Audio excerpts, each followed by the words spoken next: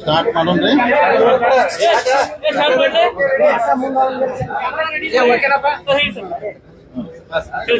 ಅದ ಇವತ್ತು ಅಂದ್ರೆ ಟೋಟಲ್ 7 ಜನ ನಾಮಿನೇಷನ್ ಮಾಡಿದ್ರಿ.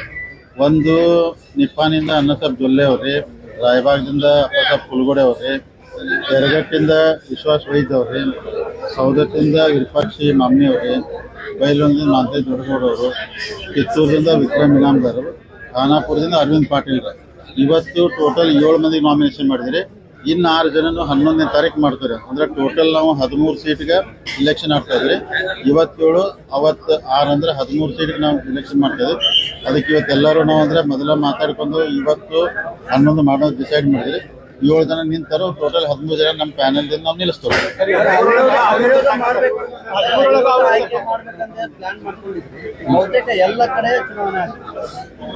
ಬಹುಶಃ ಈಗಾದ್ರೆ ನೀವೆಲ್ಲ ನೋಡಾಕತ್ತಿರಲ್ಲ, ಈ ಸಲ BCC ಬ್ಯಾಂಕ್ ಬಗ್ಗೆ ಭಾಳ ಜನ ಅಂದ್ರೆ ನಾಮಿನೇಷನ್ ಫೈಲ್ ಮಾಡತ್ತಾರೋ, ಅವಿರೋಧ ಆಗ್ತೋ ಇಲ್ಲೂ ಗೊತ್ತಿಲ್ಲ ರೀ.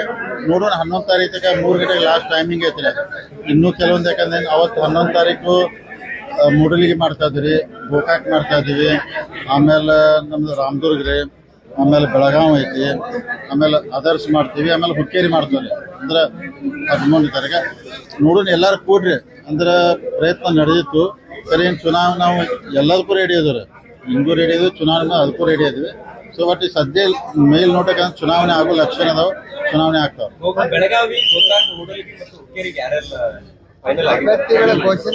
ಇನ್ನೂ ಆಗಿಲ್ಲ. ಹುಕ್ಕೇರಿ ಆಲ್ರೆಡಿ ರಾಜೇಂದ್ರ ಪಾಟೀಲ್ ಹೇಳಿದಿಲ್ಲ ನಾವು ಅವ್ರನ್ನ ಕ್ಯಾಂಡಿಡೇಟ್.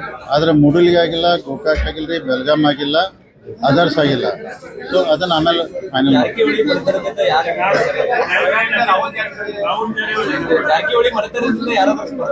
ಈಗ ಅದನ್ನ 11 ತಾರೀಕಿಗೆ ಗೊತ್ತಾಗ್ತಿಲ್ಲ. 11 ತಾರೀಕು ಹೇಳ್ತಿಲ್ಲ, ಯಾಕಂದ್ರೆ ಇನ್ನೂ ಚರ್ಚೆ ನಡೆದಿದ್ರಿ. ಉಸ್ತುವಾರಿ ಮಂತ್ರಿ ಅವ್ರು ಬೆಂಗಳೂರು ಬಂದ ಕೂಡಲೇ ಅಂದ್ರೆ ಮೂಡಲ್ಗಿ ಇರ್ಬೋದು, ಗೋಕಾಕ, ಬೆಳಗಾವಿ ಎಲ್ಲ ಚರ್ಚೆ ಮಾಡಿ ನಿಮಗೆ 11 ತಾರೀಕು ನಾವು ಒಂದು 11 ಗಂಟೆಗೆ ಫೈನಲ್ ಆಗಿ ಕ್ಯಾಂಡಿಡೇಟ್ ಹೆಸರು ಹೇಳ್ತಾರೆ.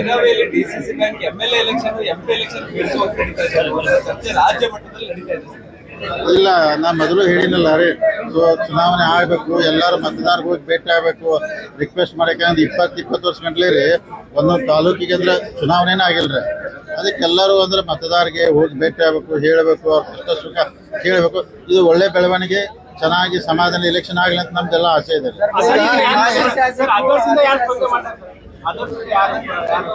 ಅದು 5-6 ಜನ ಹತ್ರ ಆಕಾಂಕ್ಷಿಗಳು ಅದಾರೆ. ಅದರ್ಸ್ ಒಳಗೆ 5-6 ಜನ ಅದಾರು. ಅದಕ್ಕೆ ಎಲ್ಲರ ಜೊತೆ ಮಾತಾಡ್ಬಿಟ್ಟು ಒಂದು ಕ್ಯಾಂಡಿಡೇಟ್ ನಾವು 11 ತಾರೀಕು ಫೈನಲ್ ಮಾಡಿ ನಾಮಿನೇಷನ್ ಮಾಡ್ತೇವೆ. ಇಲ್ಲ, ಭಾಳ ಜನ ಅಂದ್ರೆ 6-7 ಜನ ಆಕಾಂಕ್ಷಿ ಇದಾರೆ. ಅದ್ರ ಎಲ್ಲರ ಜೊತೆ ಮಾತಾಡ್ಕೊಂಡು ಒಂದು ಕ್ಯಾಂಡಿಡೇಟ್ ನಾವು ಫೈನಲ್ ಮಾಡ್ತೇವೆ.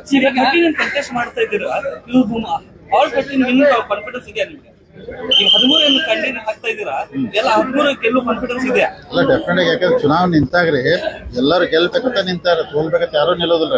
ನಾವಂದ್ರೆ 13ಕ್ಕೂ ಫೈಟ್ ಮಾಡ್ತೀವಿ. ಬಟ್ ಎಲ್ಲರೂ ನಾವು ವಿನ್ ಆಗೋ ಎಲ್ಲ ನಮಗೆ ಅಂದ್ರೆ ವಿಶ್ವಾಸ ಐತಿ, ಗೆಲ್ತವ್ರಿ. ಕೆಲವೊಂದಿಷ್ಟು ಕ್ಷೇತ್ರಗಳಲ್ಲಿ ಅವ್ರ ಕಡೆ ಸಂಖ್ಯಾಬಲ ಇಲ್ಲ ಅಂತಂದ್ರೂ ಕೂಡ ನಾಮಿನೇಷನ್ ಮಾಡ್ತಾ ಇದ್ದಾರೆ ಉದ್ದೇಶಪೂರ್ವಕವಾಗಿ. ಸೊ ಎಲ್ಲೋ ಒಂದ್ ಕಡೆ ಬಾಲಚಂದ್ರ ಜಾರಕಿಹೊಳಿ, ಅಣ್ಣಾ ಸಾಹೇಬ್ ಜೊಲ್ಲೆ ಅವರಿಗೆ ಡಿಸ್ಟರ್ಬ್ ಮಾಡುವಂತ ತಂತ್ರಗಾರಿಕೆ. ಡಿಸ್ಟರ್ಬ್ ಅನ್ನೋದ್ರಲ್ಲಿ ಚುನಾವಣೆ ಒಳಗೆ ನಾವು ಒಂದ್ ಕಡೆ ಹೇಳಿನಲ್ಲ, ಒಂದ್ ಕಡೆ ಜಿದ್ದಾಜಿದ್ದಿ ಚುನಾವಣೆ ಆಗ್ಬೋದು, ಕೆಲವೊಂದ್ ಕಡೆ ನಾಮಕೆ ವಾಸ್ತೆ ಚುನಾವಣೆ ಆಗ್ಬೋದು. ಕೆಲವೊಂದ್ ಜನ ಅನ್ಬೋದು ಅನ್ನ ಪೋಜ್ ಮಾಡಕ್ ಬಿಡದ ಇಲೆಕ್ಷನ್ ಮಾಡ್ಸೋಣ ಅಂತ ಹೇಳಿ ಇಲೆಕ್ಷನ್ ಮಾಡಿಸ್ಬೋದು. ಅವಾಗ ನಾಮಕೆ ವಾಸ್ತೆ ಇಲೆಕ್ಷನ್ ಒಂದ್ ಕಡೆ ಜಿದ್ದಾಜಿದ್ದಿ ಆಗ್ತೈತ್ರಿ. ಬಟ್ ಎಲ್ಲಾ ಕೂಡಿ ಒಳ್ಳೆ ಜನ DCC ಬ್ಯಾಂಕ್ ಆಯ್ಕೆ ಬಂದ್, ಸೊ ಮುಂದಿನ ದಿನಮಾನದಾಗ 5 ವರ್ಷ ಒಳ್ಳೆ ಆಡಳಿತ ನಡೆಸಿ ಈ ಭಾಗದಲ್ಲಿ ರೈತರಿಗೆ, ಸಾಮಾನ್ಯ ಜನಕ್ಕೆ ಒಳ್ಳೇದ್ ಮಾಡುವಂತ ಪ್ರಾಮಾಣಿಕ ಪ್ರಯತ್ನ ನಮ್ ಗುಂಪು ಕಡೆಯಿಂದ ನಾವು ಮಾಡ್ತೇವೆ. ಶಾಸಕರು ಮತ್ತು ಮಾಜಿ ಶಾಸಕರು ಯಾಕೆ ಪೈಪೋಟಿ ಬಿದ್ದಿದ್ದಾರೆ ಅಂತ ಈ DCC ಬ್ಯಾಂಕ್ ಅಧಿಕಾರ ಇದು ಬಹಳ ಚರ್ಚೆ ಆಗ್ತದೆ. ಇಡೀ ರಾಜ್ಯಾದ್ಯಂತ ಬೆಳಗಾವಿಯ ಶಾಸಕರು, ಮಾಜಿ ಶಾಸಕರು ಈ ಅಧಿಕಾರವನ್ನು ಯಾಕೆ ಹಿಡಿತಾ ಇದ್ದಾರೆ ಅಂತ ಪೈಪೋಟಿ ಬಿದ್ದಿದ್ದಾರೆ. ಅಂದ್ರೆ ಅಂದ್ರೆ ಬಹಳ ಜನ ಏನೈತ್ರಿ, DCC ಬ್ಯಾಂಕ್ ಡೈರೆಕ್ಟರ್ ಆದ್ರೆ ಮುಂದೆ MLA ಆಗ್ತು ಅಂತೇಳಿ ಹಿಂಗೆ ಆಸೆ ಇರ್ತಾವ್ರಿ.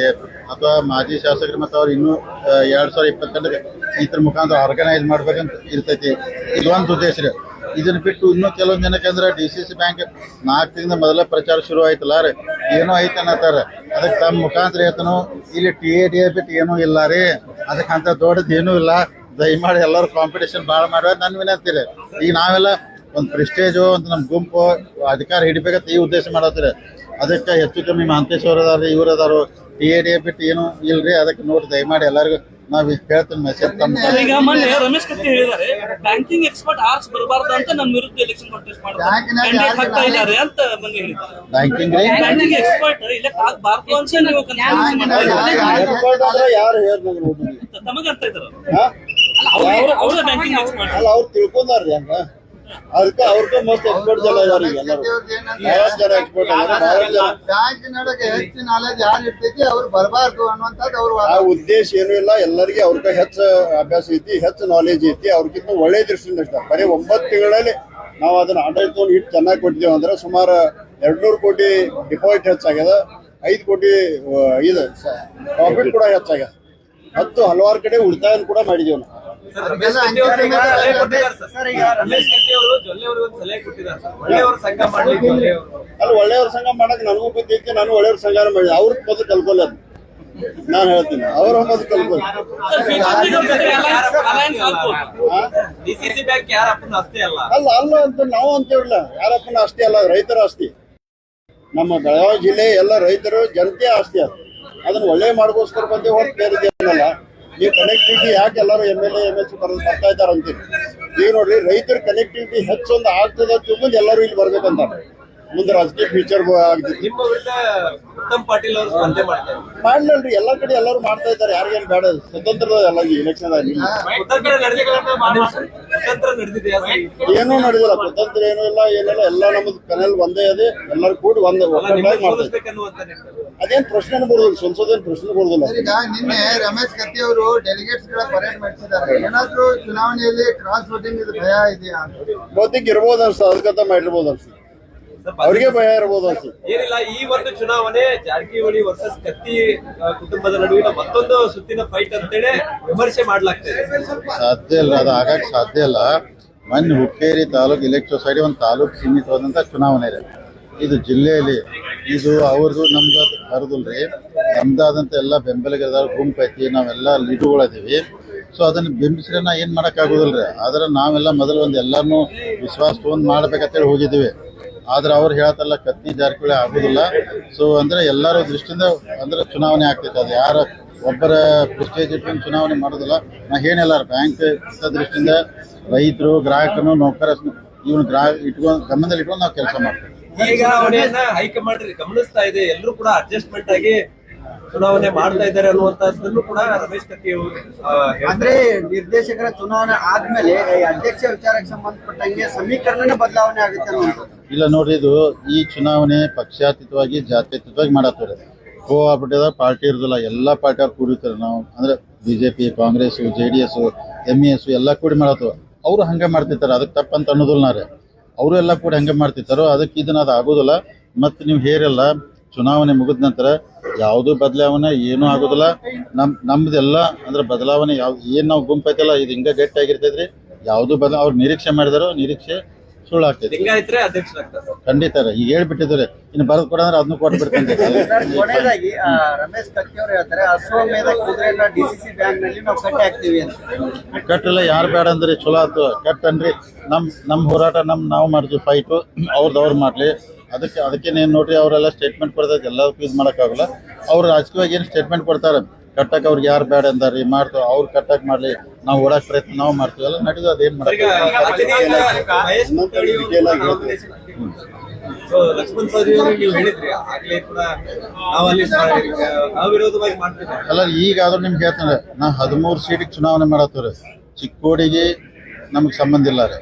ಅಲ್ಲಿ ಮೋಸ್ಟ್ಲಿ ಉಸ್ತುವಾರಿ ಮೇಲೆ ಸತೀಶ್ ಜಾರಕಿಹೊಳಿ, ಪ್ರಭಾಕರ್ ಕೋರೆ ಸಾಕರ್ ಏನು ಡಿಸಿಷನ್ ತಗೋತಾರೆ ಅವ್ರಿಗೆ ಬಿಟ್ಟಿದೆ. ಆಮೇಲೆ ಹತ್ತನಿಗೆ ಆಗಬಾರ್ದು. ಈಗ ನಮ್ದು ಯಾವ ನಾವು ಕ್ಯಾಂಡಿಡೇಟ್ ನಾ ಏನಲ್ಲ 13 ಕ್ಯಾಂಡಿಡೇಟ್ ನಮ್ಮ ಪ್ಯಾನೆಲ್ ಹಾಕತ್ವಿ. ಆ 3 ತಾಲೂಕಿಗಂತ ನಾವು ಇದು ಮಾಡೋದಿಲ್ಲ. ಸೊ ಅದು ನಮ್ಗೆ ಸಂಬಂಧ ಇಲ್ಲ ರೀ. ಆಮ್ಯಾಗ ಇನ್ನೊಂದು ಕೆಲವೊಂದು ಬ್ಯಾಂಕಿನ ವಿಚಾರ ಸಂಬಂಧಪಟ್ಟಂಗೆ 11 ತಾರೀಕು ಡೀಟೇಲ್ ಪ್ರೆಸ್ ಕಾನ್ಫರೆನ್ಸ್ ನಾವೆಲ್ಲ ಕೂಡಿ ಮಾಡ್ತೀವಿ. ಅಂದರೆ ಬ್ಯಾಂಕಿನ ಕೆಲವೊಂದು ವಿಚಾರ ಹೇಳ್ಬೇಕು, ಕ್ಲಾರಿಫೈ ಮಾಡಬೇಕಾಗಿದೆ. ಬ್ಯಾಂಕು ಮತ್ತೊಂದು ವಿಚಾರ ಇದನ್ನ ಹೇಳ್ತೀವಿ. ರಾಜಕೀಯವಾಗಿ ಅದೇನು ಮಾತಾಡಕ್ಕೆ ಹೋಗೋದಿಲ್ಲ. ಅದೆಲ್ಲ ಅಕ್ಟೋಬರ್ 19 ಆದ್ಮೇಲೆ ಚುನಾವಣೆ ಬಗ್ಗೆ ಮಾತಾಡಿದ್ವಿ. ಅದು ಬ್ಯಾಂಕಿನ ಬಗ್ಗೆ ಮತ್ತೊಮ್ಮೆ 11 ತಾರೀಕು ಅದು ಡೀಟೇಲ್ ಆಗಿ ಹೇಳ್ತೀವಿ. ಖಂಡಿತ ಮಾಡಿದ್ರೆ ನಿಮಗೆ ಒಂದು ಆಶ್ವಾಸ ಬಿಡ್ತೀವಿ. ನಾವು ಎಲ್ಲರೂ ಏನು ಈಗ ಒಂದು ಗುಂಪಾಗಿರೋದಿಲ್ಲ, ನಾವು ಬಹುಮತ ಮಾಡ್ಕೋತೀವಿ. ಅಧ್ಯಕ್ಷ ಉಪಾಧ್ಯಕ್ಷ ನಮ್ದಾಗುತ್ತೆ, 100ಕ್ಕೆ 100 ಆಗ್ತೀವಿ. ಯಾಕಂದ್ರೆ ನಾವೇನು ಭಾಳ ಹತ್ರ ನಮಗೇನು ಅದಿದೆ, ನಾವೇನು ಭಾಳ ಸ್ವಪ್ನದಿಂದ ಹೇಳ್ತಲ್ಲ. ಅಷ್ಟು 4 ವರ್ಷ 4 ತಿಂಗಳು ಭಾಳ ಫೀಲ್ಡ್ ವರ್ಕ್ ಮಾಡಿದ್ರಿ, ಜನಕ್ಕೆ ಅಪ್ರೋಚ್ ಆಗಿದ್ವು, ಎಲ್ಲರಿಗೂ ವಿನಂತಿ ಮಾಡ್ಕೊಂಡು ನಮಗೆ ಸಂಪೂರ್ಣ ವಿಶ್ವಾಸ ಐತಿ ಜನ ನಮ್ಮ ಪ್ಯಾನೆಲ್ ಗೆಲ್ಲಿಸ್ತಾರೋ, ಬಹುಮತ ಕೊಡ್ತಾರೋ, ಮುಂದೆ 5 ವರ್ಷ ಒಳ್ಳೆ ಆಡಳಿತ ನಡೆಸ್ತಾರೆ. ಹುಕ್ಕೇರಿಯಲ್ಲಿ ಏನಾಗೈತೆ? ಹುಕ್ಕೇರಿ ಫೈಟ್ ಮಾಡ್ತಾರೆ. ಯಾಕಂದ್ರೆ ನೋಡ್ರಿ, ಚುನಾವಣೆ ಅಂದ ನಂತರ ಎಲ್ಲರೂ ನಿಂತವ್ರು ಗೆಲ್ಬೇಕಂತ ಆಸೆ ಇರ್ತೈತೆ, ನಾವು ಗೆಲ್ಬೇಕಂತ. ಅವರು ಹುಕ್ಕೇರಿ ಕ್ಯಾಂಡಿಡೇಟ್ ಹಾಕಿದ್ವಿ, ಫೈಟ್ ಮಾಡ್ತೀವಿ, ಆಮೇಲೆ ಜನ ಏನ್ ಡಿಸಿಷನ್ ನಿರ್ಧಾರ ಮಾಡ್ತಾರೆ ಅದನ್ನ ಸ್ವೀಕಾರ ಮಾಡ್ತಾರೆ. ಸರ್, ಈ ಚುನಾವಣೆಯಲ್ಲಿ ರಮೇಶ್ ಕತ್ತಿ ಅವರು ಏಕಾಂಗಿ ಆದ್ರ ಅಂದ್ರೆ ನಾನು ಒಂದೇ ಕ್ಷೇತ್ರದ ಸ್ಪರ್ಧೆಯನ್ನ ಮಾಡ್ತೀನಿ, ಉಳಿದ ಕಡೆ ಪ್ರಚಾರ ಕರೆದ್ರೆ ಹೋಗ್ತೀನಿ ಅನ್ನೋ ಮಾತನ್ನ ಹೇಳಿದ್ದಾರೆ. ನಾಯಕತ್ವವನ್ನು ವಹಿಸ್ಕೊಳ್ಳೋದಿಲ್ಲ ಅಂತ ವಹಿಸ್ಕೊಳ್ತಿಲ್ಲ, ಏಕಾಂಗಿಯಾಗಿ ನಾ ಸ್ಪರ್ಧೆ ಮಾಡ್ತಿಲ್ಲ. ನನಗ್ ಗೊತ್ತಿಲ್ಲ ಅವ್ರು, ಯಾಕಂದ್ರ ಆ ತರ, ಯಾಕಂದ್ರ ಅವ್ರು ಒಬ್ಬರ ಹುಕ್ಕೇರಿಗೆ ಮಾಡ್ತಾರೋ ಬೇರೆ ಕಡೆ ಹೋಗ್ತಾರೋ ಅದು ಅವ್ರಿಗೆ ಬಿಟ್ಟಿದ್ರಿ, ನಮಗ್ ಸಂಬಂಧ ಇಲ್ಲ. ಅವ್ರು ಹೆಂಗ್ ಡಿಸಿಷನ್ ತಗೋದಾರ ತಗೋಲಿ. ನಾವ್ ಹೇಳಿದ್ವಿ ಇಡೀ ಜಿಲ್ಲೆ ತುಂಬಾ ಓಡಾಡ್ತೀನಿ ಅಂತೆಲ್ಲ ಹೇಳಿದ್ರು ಸರ್. ಅದ ಹೇಳಿದ್ರಿ, ಈಗ ನಾವ್ ಹೇಳಿದ್ರೆ ನಮ್ದು 13 ಕ್ಯಾಂಡಿಡೇಟ್ ಅದಾವ, 13 ಕಡೆ ನಾವು ಫೋಕಸ್ ಮಾಡೋರು, 3 ಕಡೆ ಅಂತ ನಾವು ತಲೆ ಕೆಡ್ಸೋದಿಲ್ರಿ. ಈಗ ಏನಿಲ್ಲ, ಆಲ್ರೆಡಿ ಅಡ್ಡಾಡಿ ಎಲ್ಲ ಮುಗಿಸ್ಬಿಟ್ಟಿದ್ರಿ. ಒಟ್ಟೆ ನಿಮ್ಮ ಮುಖಾಂತರ ರೈತರಿಗೆ ಯಾರು ಹೆದರಾಕ್ ಹೋಗ್ಬೇಡ್ರಿ. ಸೊ ಈಗೆಲ್ಲ ಬ್ಯಾಂಕ್ ಬಗ್ಗೆ ಅಪಪ್ರಚಾರ ಮಾಡಿದ್ರು, ಬ್ಯಾಂಕ್ ಗಟ್ಟಿಯಾಗಿರ್ತೈತಿ. ಬ್ಯಾಂಕ್ ಅದೊಂದು ನಿಮಗೆ, ಯಾಕಂದ್ರೆ ಇಷ್ಟು ಗಟ್ಟಿಯಾಗಿರ್ತೈತಲ್ಲ, ಯಾರು ಡಿಪಾಸಿಟ್ರು ಅಂದ್ರೆ ರೈತರು ಎಂಪ್ಲಾಯಿಗಳು ಯಾರು ಹೆದರಾಕ್ ಹೋಗ್ಬೇಡ್ರಿ, ಅವ್ರ ಚಲೋ ಆಡಳಿತ ನಡೆಸಿ ತೋರಿಸ್ತೀವಿ.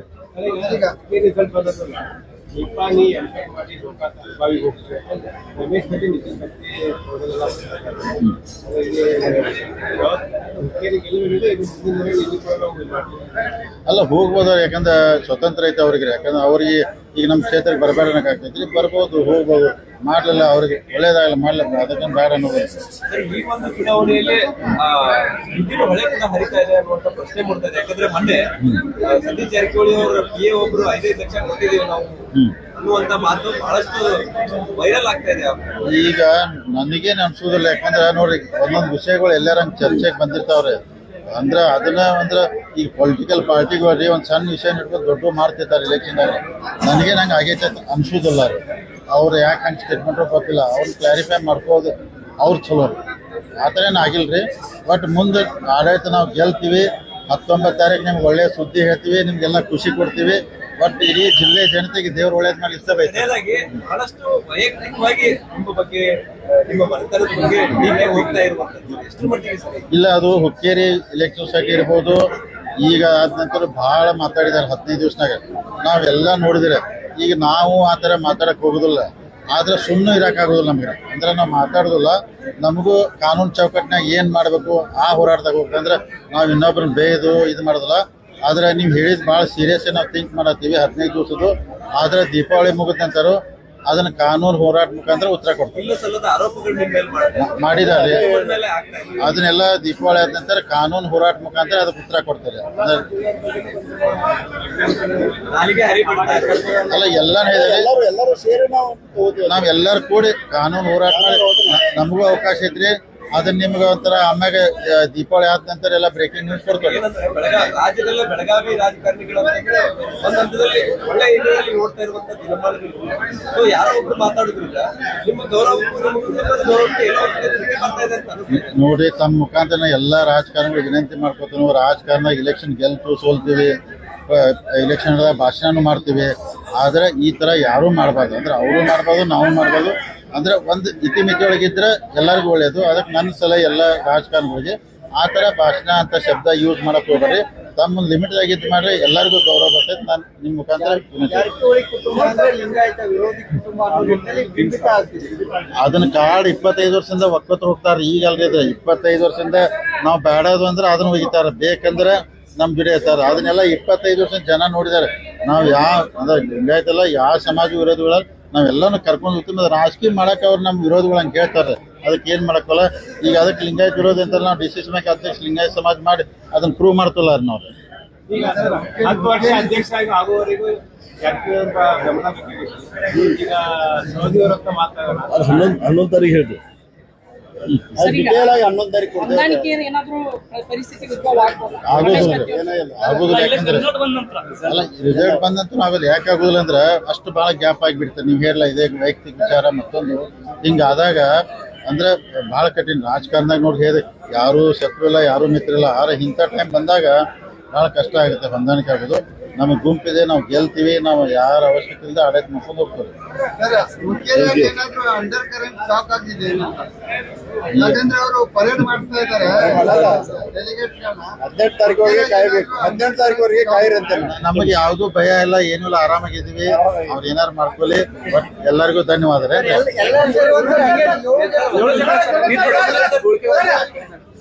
ನಾಮಿನೇಷನ್ ಮಾಡೋದು 2, 3, 4,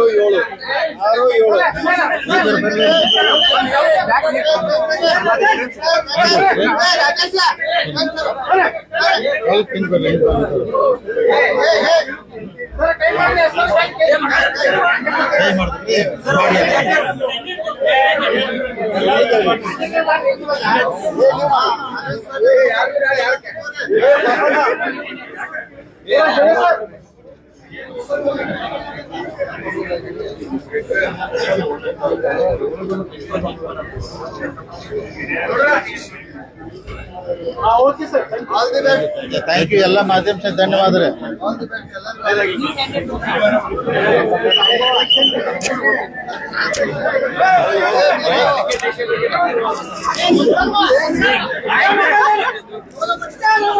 ಏ